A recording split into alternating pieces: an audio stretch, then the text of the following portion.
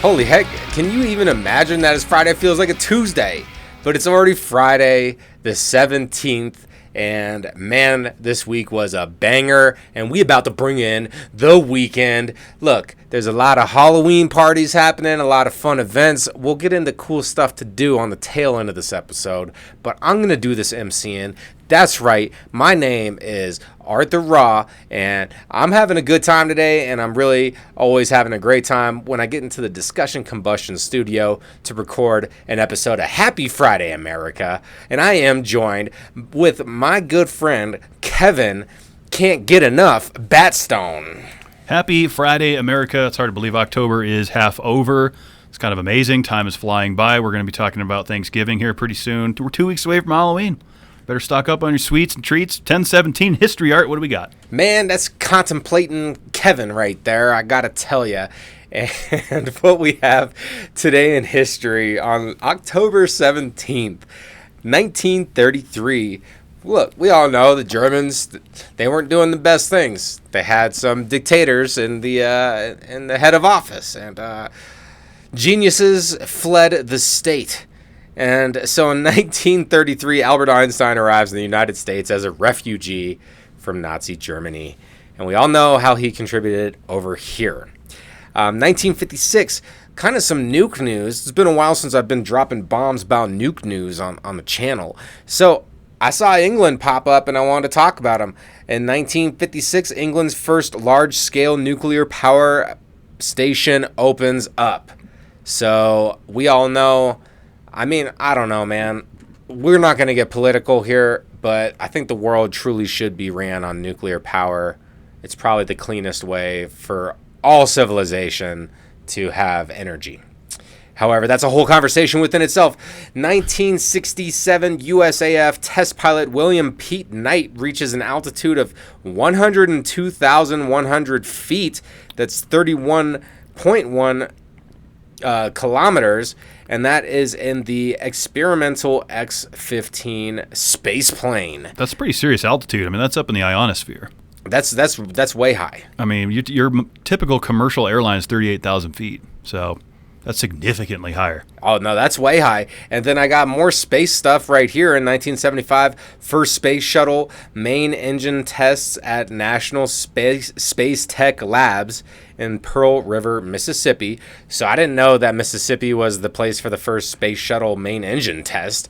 But that's pretty cool in 1975. And then 1 year later, China performs nuclear test at Lop Nor PRC, and that is today in history. And we're going to stick in the Far East. Kev, what you got for this lead article? Well, you know, we got some more Chinese activity happening here, Art, and apparently an 82-year-old woman was following some old kind of folk medicine that she thought was going to be beneficial. She was dealing with significant lower back pain, some herniated discs and things like that. And she was following a folk remedy claiming that ingesting live frogs could relieve the chronic lower back pain. So she went ahead and she ate 8 live frogs, consumed all 8 of them. As you can imagine, that didn't do good things to her body. I mean, 1 frog would probably be enough to set you a little sideways. I mean, were they like poisonous frogs? Like there's like a light poison frog? Is there a light poison frog? No, I don't think they were poisonous, but what can happen is they cause tears to her insides, right? Because they're alive. Yeah, they're trying to claw their way out, which allowed the parasite, because frogs do carry parasites, right? They're out there in the wild, jumping around, wet climate. And so she got sick. She ended up getting a parasite called Sparinagrum, which is like a worm that is usually affiliated with frogs and amphibious creatures. And so this was 2 weeks after treatment. She was then discharged from the hospital and is back on her merry way. But I guess the lesson here is, and she's 82, so that's putting the body through quite a bit. Don't eat live frogs if you have back pain. That's what we learned today. Well, did she get rid of her back pain? Negative. Because her stomach was hurting so bad, she forgot about her back pain. They probably gave her something for her back pain while she was in there for her stomach from what originally was used to be treating her back pain from eating live frogs, which then got her sick. Huh. I mean, that's a pretty extreme measure. Like, I would probably, like, do some stretching or, like, some Pilates. At 82, yeah, it's probably a little tougher of mobility. Well, I mean, you gotta practice this stuff your whole life. Yeah, I mean, I don't know keep it up. Probably wasn't in the best shape. I know people that have dealt with herniated discs, and they say it's quite painful. So at that point, I can understand you get desperate, and you're like, I'm just gonna eat some fucking frogs. Who came up with this stuff, man? Hey, some wild Chinese medicine out there. That is wild. That's very holistic. It did work. And we are not doctors here at Happy Friday. So far from it. We're just finding some news and sharing it with you on this fantastic day. And I bet you when Portland's naked bicyclist riders protested, probably somebody did have a frog suit on. So I saw some of this happening. Apparently Portland, Oregon, we all know it's a little quirky out there. Okay? I've never been. People can get a little quirky. And I didn't look up the rules, but they've been doing this like naked bike riding thing since like 2004. Because I feel like public nudity is illegal in most places. I think San Francisco it's legal. Okay, so maybe it's also legal in Portland. I don't know. I don't know either. I can't confirm or deny that. I'll do a little research But apparently, like, they do this. They're able to do a naked bike ride, and most people are generally naked. However, there were some skimpy outfits this year because it was rainy and 52 degrees Fahrenheit. That's 12 Celsius. Well, that's definitely shrinkage zone for me. I ain't going nude out there. Yeah, so it was cold. It was cold. But what they were protesting was the deployment of National Guard troops to our cities. And that's a whole nother bucket of worms. Go ahead. Yeah, because we don't do politics, as you said at the top of the show. So there's San Francisco nudity is legal. Certain cities in Vermont, which I didn't know, Toronto, Canada, but Portland, Oregon is not on this list. Huh. So, I mean, technically, I guess these people could get arrested if they're naked. For indecent exposure. But their act did stop the deployment of National Guard troops to their city. There's a bunch of different laws in this. I just thought it was kind of quirky. And picturing all these people in Portland, Oregon. I saw people with their cameras going by. Yeah. They was like laying there. They weren't even on bikes. They were like laying next to their bikes. Well, they must have been at the end. Maybe it was at the end, but they were like there was a shit ton of them. Yeah. There was a lot of them. Yeah, there was a lot. A lot of times these events have up to 10,000 people arrive. And so, like... the weather kept them away, though. The weather definitely played a role in keeping more clothes on. But it looks like they were able to successfully protest what they were looking to do. And, freedom of speech and right to protest. I got no problems with that. But now we're bringing it in to a random record of the week. Yeah, that's right. David Rush back in my random records. He doesn't get too far away without, making some sort of headline out there and doing some cool things. So oftentimes what Dave will do is he'll break a record, somebody else will break it, and then he goes and breaks it again. Because he's like, no, we got to go retake that. And it counts for his congruent number of most consecutively held Guinness Book of World Records. So I think I covered this when he beat it the first time a couple years ago on Happy Friday, and that is how many fist bumps he could do with his buddy in 30 seconds. So he originally, going back to the record he did a few years ago, he had set it at 380 fist bumps with Howie Mandel. Okay. So David Rush out there bumping knuckles with old Howie to set this record. It was then broken by, Nicole Bonas and Eric Carr, who managed to go 406 fist bumps. And so Rush said, all right, he teamed up with Jonathan Hollywood Hannon, who I guess is a big YouTuber, and they said, let's do this thing. And they full sent it. You can scroll down, click the link. There's a video of it, 30 seconds. 426 fist bumps are in 30 seconds. That's a lot. Like, they're just... They were using both hands. Time. Oh, yeah. Okay. Oh, yeah. That's the only way you're going to be able to do it. I mean, you were almost out of breath for doing it for half a second. They just had this whole rhythm dialed in where they're just going at it. And they're really going at it for that 30 seconds to get that number. What do they go back and watch it slow-mo to make sure that there was contact made? Like there was actually contact made and stuff. And count them. Wow. It gets wild in these records. It does get wild, and it's random stuff, but that's why it's Random Records by Kevin Batstone. And congratulations to David Rush continuing to hold the title down and defend your records that you set. What a solid lad. Next, we are jumping into the weekly Would You Rather. Of course, we got to do a recap of last week's disgusting Would You Rather.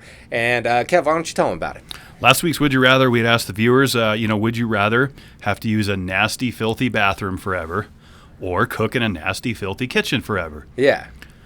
And, of course, you and I were not on agreement. Yes. You said, I'm going to go ahead and have a shitty bathroom but a clean kitchen. Yes. I said I'll take the shitty kitchen and a clean bathroom. Yes. I believe your wife also sided with me on that one. She did. And America went 50-50. Oh. So we don't have a clear winner on that unless Well, we want to use your wife as. We could throw her in there. Then we win. Okay, you won. You won this week. Most people would rather not have a shitty bathroom. Yep. So thank you for those of you who voted on the X/Twitter. I think I pulled something doing that record. Oh, gosh, yeah. Yeah, it's just getting older stuff. Got to get some stretching in, man. We got to get some stretching in. And it's for this week's Would You Rather, you could either stretch out your feet or stretch out your legs.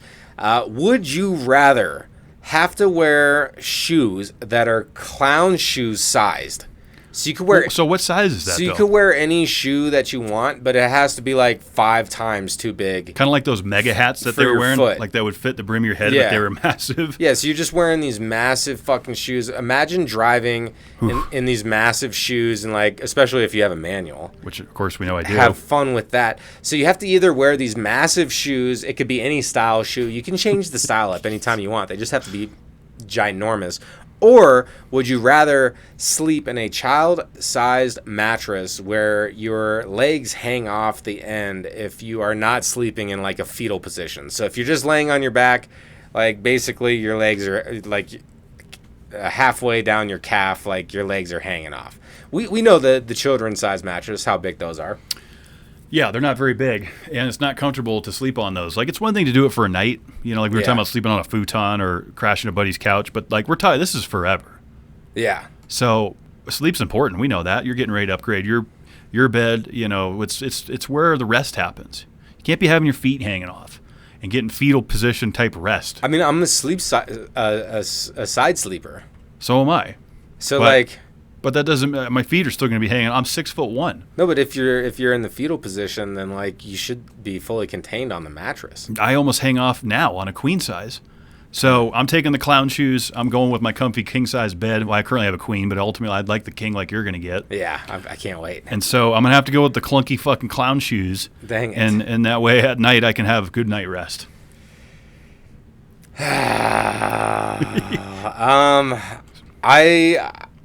I think I'm going to sleep on the children's size bed. I'm going to Michael Scott it. He's sleeping on the ottoman. He's sleeping on I'm just going to cuddle up there, have my own blankie. How's you and your wife going to fit on this thing? It's a children's size. We're each getting our own. You each sleep on. Well, what if she wants the clown shoes?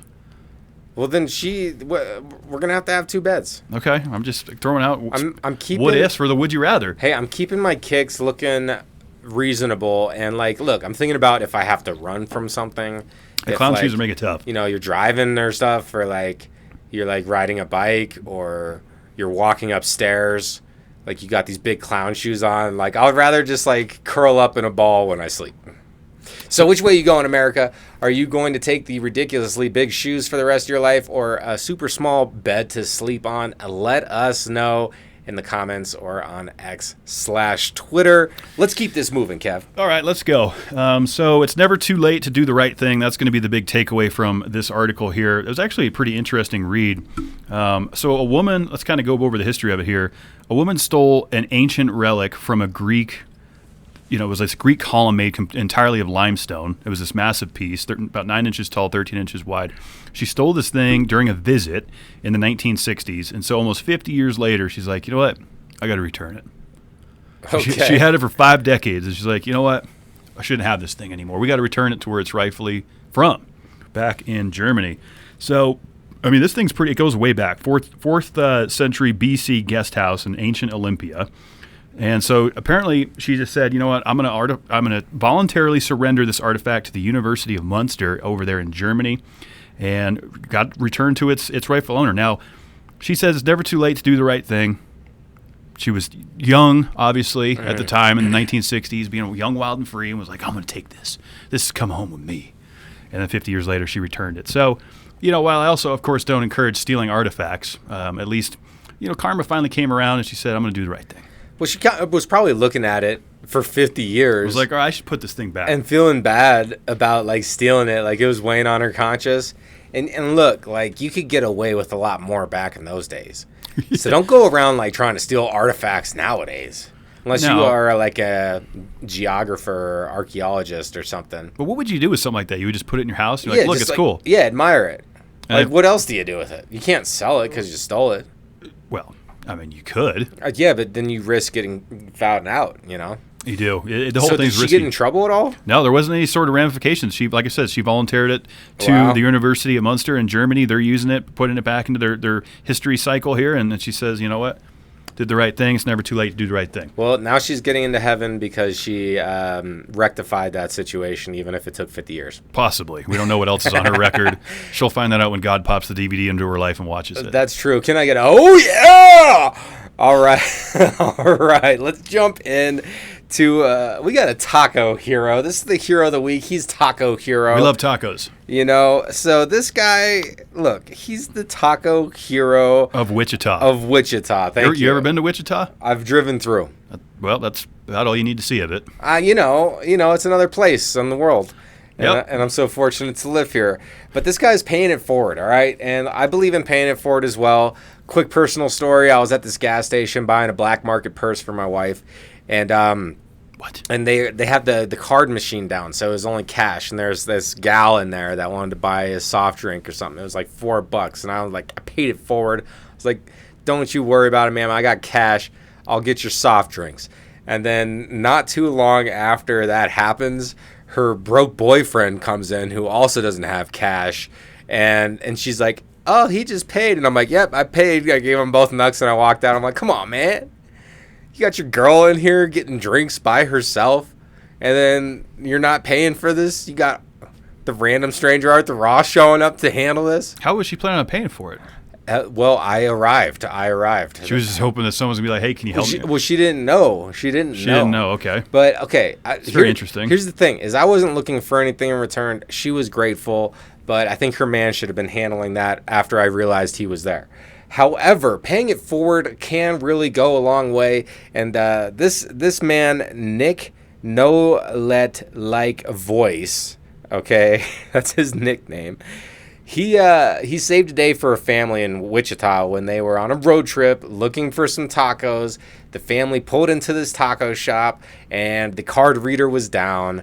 They were all super hungry.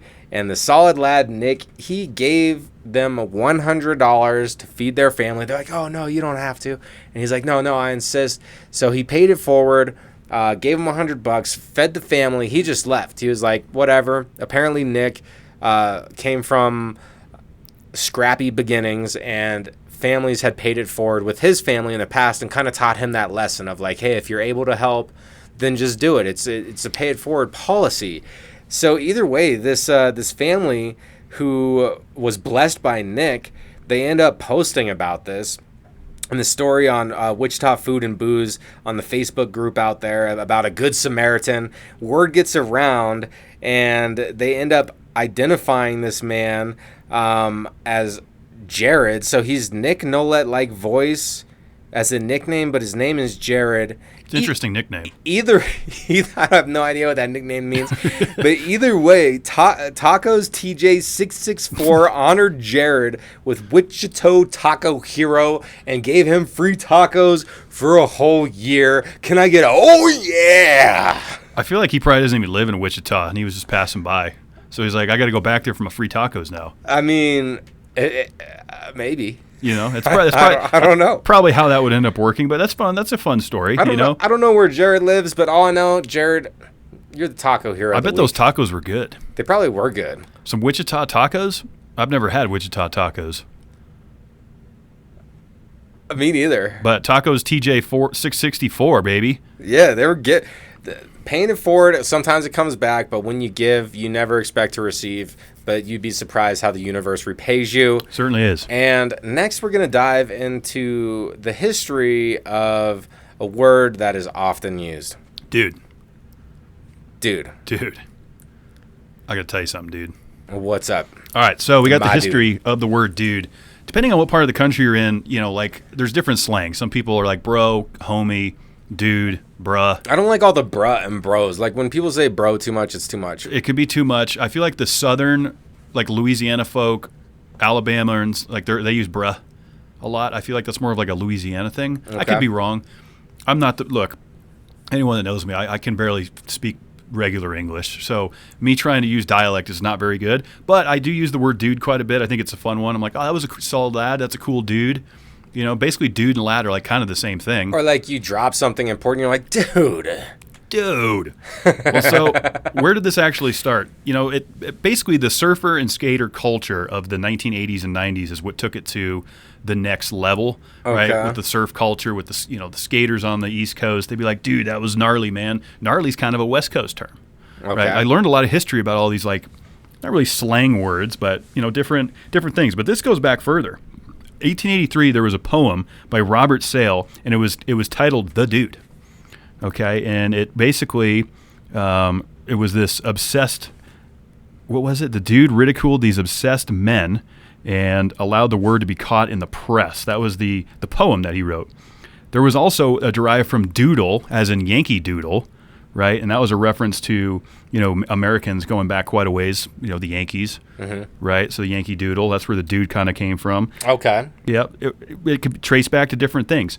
But it really wasn't until the 80s and 90s adopted it as like a street term, if you will.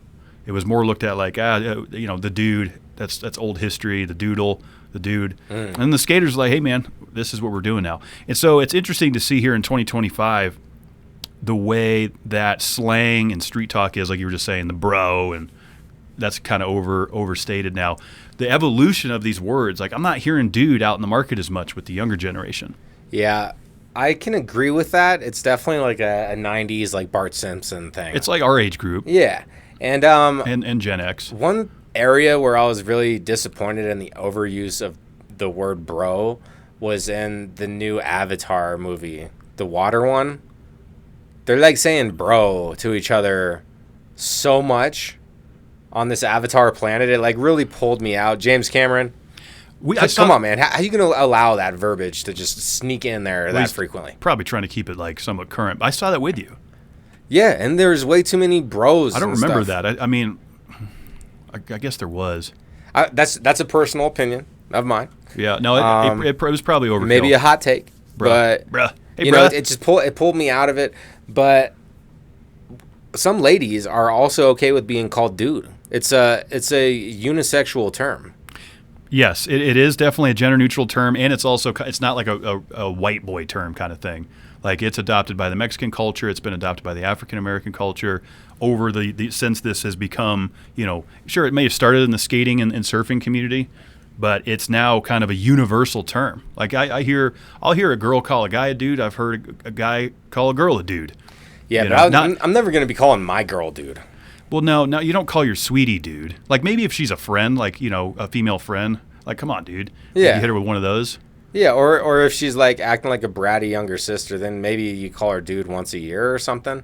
Yeah, I don't know. I don't know if there's like a limit that you can do it or not, but it was an interesting read for folks that want to go down and give it a go. It was on NPR's website over there, and I was like, you know what, that seems Happy Friday worthy. Hey, that is good. And now we're jumping into the weekend. I am fighting the urge to hit the hill, hit the casino, and I might just hit some roulette this weekend. What's up with you, Kev? Well, I've been in gambling recovering program now for a couple months now. So I wish you all the best fortune up there. I hope you have the hot hand that I was on for a long time.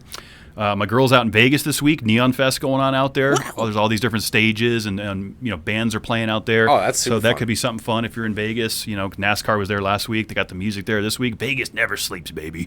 I'll tell you another place that never sleeps. That's Talladega, Alabama. Voted the best infield experience in NASCAR. It's one of my least favorite races, but the party experience at Talladega is to a level that is to be unmatched. Do they do naked bicycle riding on that infield? Yes. And also naked mud wrestling at night at the NASCAR after the Xfinity race. You go down to the infield. Dave Portnoy is going to be down there. Like, it gets fucking wild. Oh. It gets wild in the infield of Dega. And then, of course, playoff race. Only 2 to go to get to Phoenix, Art.